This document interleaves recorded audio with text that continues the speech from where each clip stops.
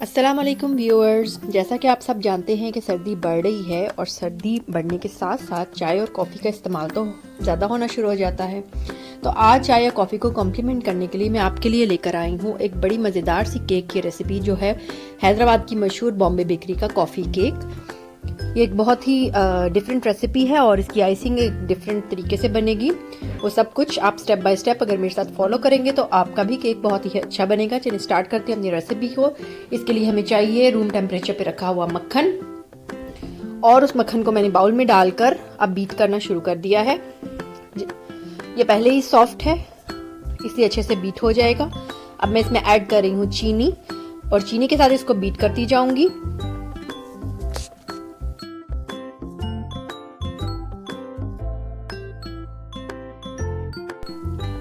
चीनी थोड़ी थोड़ी करके ऐड करूंगी और फिर इसको बीट करूंगी अच्छी तरीके से। जब चीनी और मक्खन एक जान हो जाएंगे तो फिर मैं इसमें अपनी नेक्स्ट चीज ऐड करूंगी। ये देखिए चीनी और मक्खन अच्छे तरीके से बीट हो गए हैं। चीनी का दाना खत्म हो जाए तब तक आपने इसको बीट करना है। अब मैं इसमें ऐड कर रही हूँ अंडा, और अंडे के साथ इसको बीट करूंगी। और यहाँ पर मैं इसमें शामिल करने जा रही हूँ मैदा और बेकिंग पाउडर का मिक्सचर। मैदे में ही मैंने बेकिंग पाउडर मिलाकर रख लिया था और इसमें से थोड़ा थोड़ा करके इसमें ऐड करूंगी। ये देखिए अंडा डालकर और मैदा डालकर मैंने इसको अच्छे तरीके से बीट कर लिया है। अब मैं इसमें शामिल करूंगी दूसरा अंडा, और साथ ही मैदे के मिक्सचर में से 2 या 3 टेबलस्पून इसमें ऐड कर दूंगी और इसको बीट करती जाऊंगी। यही प्रोसेस मैं रिपीट करूंगी जब तक कि मेरे सारे अंडे और सारे मैदा बीच में ऐड ना हो जाए। यहाँ पर इसमें शामिल कर दिया है तीसरा अंडा, और मैदे के मिक्सचर में से दोबारा से 2 से 3 टेबलस्पून इसमें ऐड करके मैं इसको बीट करूंगी। सारा मैदा एक साथ नहीं आपने डालना है। ये देखिए मिक्सचर की शक्ल अब ऐसी हो गई है, और आपके पास अगर ड्राई फ्लोर बच गया है तो अब आप वो इसमें शामिल कर देंगे और उसको हाथ से फोल्ड कर लेंगे। ये देखें बाकी बचा हुआ सारा मैदा मैंने इसके अंदर डाल दिया है, और मैं इसको अब स्पैचुला की मदद से फोल्डिंग कर रही हूँ। अगर आपको लगे कि मिक्सचर थिक है बहुत ज्यादा, तो आप इसमें 3 से 4 टेबलस्पून जितना दूध भी ऐड कर सकते हैं, ताकि वो थोड़ा सा रनिंग कंसिस्टेंसी में आ जाए। मुझे जरूरत महसूस नहीं हुई इसलिए मैं नहीं डाल रही हूँ। ये देखिए मिक्सचर मेरा रेडी है केक का।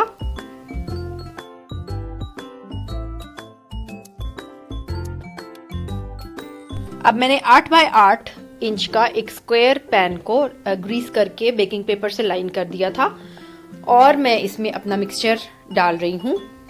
इसको अब मैं बेक करने के लिए रखूंगी। ओवन को मैंने पहले से ही प्री हीट किया हुआ है 200 डिग्री पर।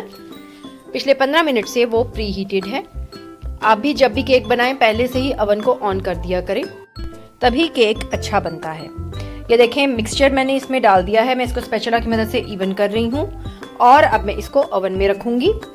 ओवन में ये 30 से 35 मिनट्स में बेक होगा। ओवन की टेम्परेचर पर भी डिपेंड करता है। अगर बहुत अच्छा ओवन है तो 25 से 30 मिनट्स भी इसको लग सकते हैं। अब मेरा केक बिल्कुल रेडी है और मैंने इसको निकाल लिया है। अगर आप इस पर कोई आइसिंग ना करें तो ये एक सिंपल बटर केक के तौर पर भी आप इस्तेमाल कर सकते हैं।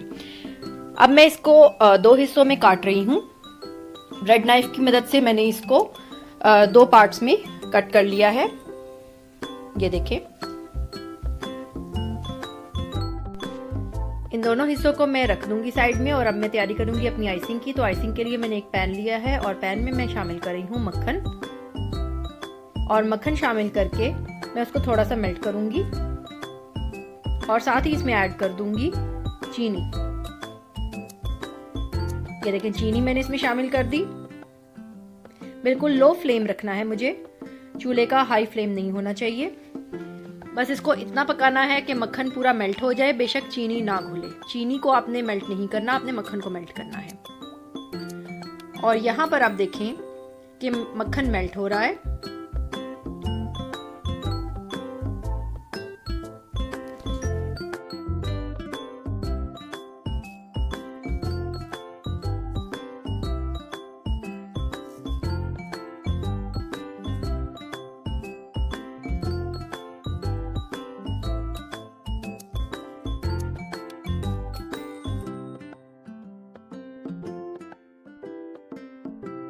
साइड पर हल्के से बबल आना शुरू हो गए थे। मैंने चूल्हे को अब बंद कर दिया है और इसको थोड़ा सा ठंडा होने दूंगी। जब इस तरह की शक्ल इसकी बन जाएगी तो मैं इसमें ऐड करूंगी अंडे। अंडे आप 1 बाय 1 भी करके डाल सकते हैं, इकट्ठे भी डाल सकते हैं, आपकी मर्जी है।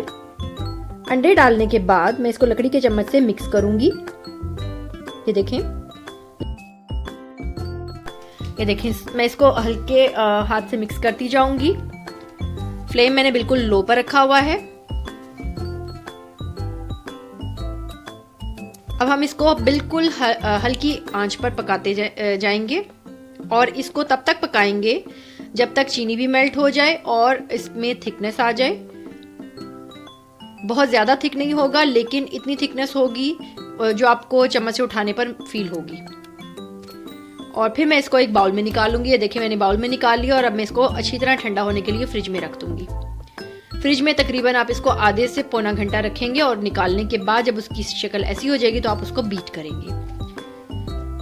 आप इसको बीट करते जाएंगे जब तक ये अच्छा सा क्रीमी फॉर्म में ना आ जाए। ये देखिए, मैं इसको बीट कर रही हूँ। इसकी शक्ल आपको बिल्कुल डिफरेंट सी लग रही होगी, जैसा ये पहले मिक्सचर था और जैसा ये अब है।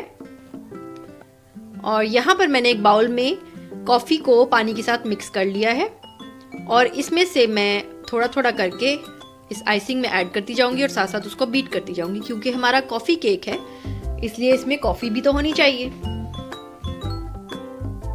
ये देखें, ये सारा मिक्सचर कॉफ़ी वाला चला गया और ये मेरी आइसिंग केक की बिल्कुल रेडी है। यहाँ पर मैंने कंडेंस्ड मिल्क, थोड़ा सा कॉफ़ी और पानी को मिक्स कर लिया है और इससे मैं अपने केक को मॉइस्ट करूंगी।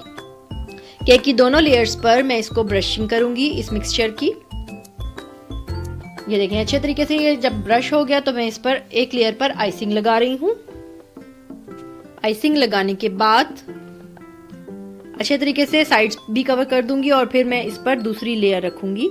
अगर आप इसको अपसाइड डाउन करके रखें तो जो आपकी नीचे से इवन लेयर है वो ऊपर आ जाएगी। इस लेयर को भी उसी मिक्सचर से ब्रशिंग करूंगी जब तक कि वो अच्छी तरह से मॉइस्ट ना हो जाए।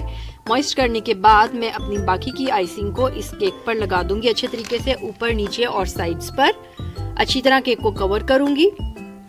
और फिर मैंने इसकी जो भी डेकोरेशन करनी है वो मैं पाइपिंग बैग की मदद से कर लूंगी, जैसा कि अभी आप देखेंगे।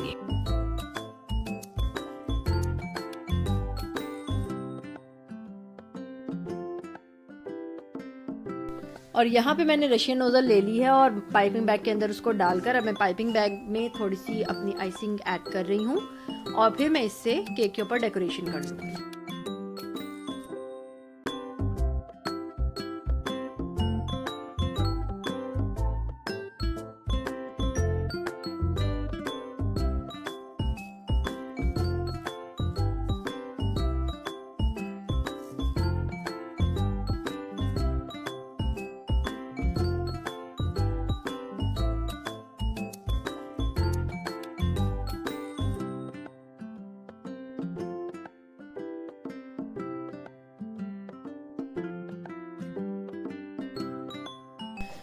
मेरी रेसिपी को लाइक एंड शेयर ज़रूर कीजिएगा और मेरे चैनल को सब्सक्राइब करना बिल्कुल ना भूलिएगा। अल्लाह हाफिज़।